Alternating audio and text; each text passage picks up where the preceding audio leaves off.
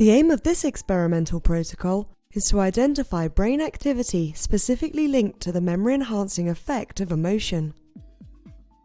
This is achieved by implementing the subsequent memory paradigm with emotional stimuli. This paradigm consists of an encoding task and a retrieval task. During the encoding task, participants are presented with emotional and neutral stimuli, and during the retrieval task, their memory for the items presented during encoding is tested.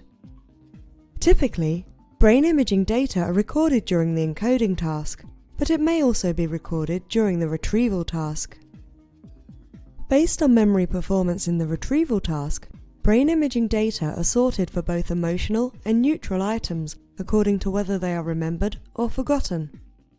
Next, brain imaging data associated with subsequently remembered and forgotten items are compared to each other to identify brain regions showing differences due to memory or DM effects, that is, regions showing greater activity for remembered than for forgotten items.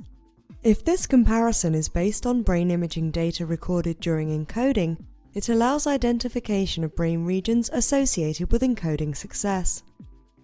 If, on the other hand, this comparison is based on brain imaging data recorded during retrieval, it allows identification of brain regions associated with retrieval success. As we will see later, comparison of memory-related activity for emotional and neutral items allows identification of brain regions that contribute to the memory-enhancing effect of emotion. Because it allows identification of the neurocorrelates of the emotion effect on both general and memory-specific processing, this method might contribute to better understanding of affective disorder.